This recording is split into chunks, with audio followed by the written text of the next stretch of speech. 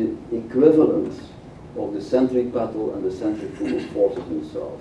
And that's related to the synthesis. So I think that the opposite of the synthesis would be, for example, destabilization, would be disorganization, and how can we deal with that? What is our answer to that? Synthesis plays a very important part in that. Well, I think that the development is strongly in the direction of a larger inequality. Wilkinson has written the most important book in the last year, The Spirit Level. He points out that increasing differences in capital and ownership leads to more mental illness. It leads to more humiliation, both within and between the conquests, and it leads to people being more afraid of each other. For instance, the United States, you have about the lowest level of trust than you have in the Western countries at all. So it's not just talking about synthesizing, it's looking at the world, how large differences in the economy is. And for instance, when we had the financial crack, some financiers, they got billions of dollars richer, and millions of people were left out of work. And there is no trend to ameliorate that in the United States. And it's similar kind of things going on in Hellas, Italy. I don't, Netherlands seem to be fairly safe, but Portugal and Ireland and Iceland are in a very, very difficult position due to the increasing inequality. That's the main enemy. It's very, very thoroughly documented. I recommend everyone Wilkinson, The Spirit Level from the last year. Thank you very much. Interesting. Thank you. Yes? I'm curious, during your presentation, were you having an ongoing dialogue with yourself as you had your, in a sense, dialogue with us? So we see the public presentation. Was there a private conversation? I do this because that's how mine works. Yeah, you mean my own dialogue with myself? Yeah. Yes. And well, can I just put an add to that? Yes. So what did you discover about the dialogical self during this presentation that you didn't know before you started? Yeah. This question is as interesting as it's difficult to answer. Well, what I give a little bit of a side answer is that when I was lecturing, say, I gave these math lectures from 1972 for big groups of students, and I was always very, very well prepared because I wanted to control the lecture. I want that it would be good, right? And in the course of time, but it cost me about 30 years or so, is that I became much more open to what happens at the moment. So that's somewhere you have that in mind. So, and that makes me very vulnerable to the audience, because I think that when you give a presentation, then the audience is part of yourself.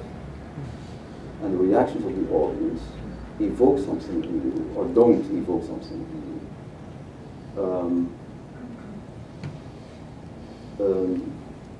Somewhere, what I like most in lecturing is that when the audience permits you to improvise in yourself and to find things which you did not prepare.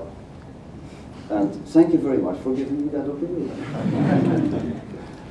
But specifically, what I discovered in this, during this presentation, I have to discuss that with my wife later. It's good to have permission. Yeah, okay, thanks. My question regards self-deception. Self-deception. Self-deception. Yeah, as an opposition to metacognition, self-knowledge, as the last question concerned. And there is plenty of literature supporting the fact that this self-deception is very common and is functional, yes, explorations. And it means that one of the alter egos doesn't communicate with the others. So my question is, isn't it important to map the situations where self-deception is necessary? Well, maybe, I'm not sure. I see self-deception from the perspective which I presented. I see it as a process. I did quite some, before I did Dialogical Self, I worked with the self-confrontation method, and this point was often raised. Some people said, but you know, when people do self-reflection and self-dialogue, they deceive, they have a rich opportunity to deceive themselves. And my experience is the opposite. My experience is that if people are willing to have a closer look at themselves, they more open spaces which were earlier closed, and they seem to often go in the opposite direction of self-deception by finding things in themselves which were conflicting with earlier views. So I think a good self-confrontation or self-reflection opens quite an array of contradictions in the self. That's one of the reasons I became more and more interested in contradictions. Because when you discover that you have many contradictions, it's a way to discover your self-deceptions. Because when you stick to one of the elements in a contradiction, that's a fertile soil for self-deception, I think. But that's a more general statement, yes? I'm interested in your last slide here, and I'm interested in the notion that there would be a kind of parallel between metaposition in society and metaposition as you're defining it, I think, individually. And I just wonder if you could comment on that. Yeah, this, I think, is one of the things I would like to deepen, the self as a society of mind. So I received an email from a student in America. She said, there are theories which are quite intra-psychic. Interest is on the internal household of the self. Other theories, they go about society. Where are you standing? I said to her, well, what I try is, in order to conceive the self as a society of mind, the self itself functions as a society, but is at the same time part of the larger society. So people can make an agreement with themselves, but you can make an agreement with yourself. People can negotiate. You can negotiate with yourself. People have a conflict. You have a conflict with yourself. People can criticize each other. You can criticize yourself, etc., etc., etc. You can hate another person. You can hate yourself. So there are so many possibilities of seeing the self as a society of mind. Doing that, it transcends a sharp dichotomy between self and society. That's one of the challenges of the project. Is that an answer to your question? It gets at a piece of what I'm kind of interested in. I'm also interested in the notion that a metaposition has a kind of sense of authority to it. And so it's that aspect that I'm kind of curious about. Problematically, Tom? In the sense that, are you suspicious of the authority assigned to the metaposition? I'm interested in how something arises to the point where it acquires that kind of authority, Bob, you know, and so I'm interested about that inside, I'm interested in that externally, and I'm interested in the relationships between them.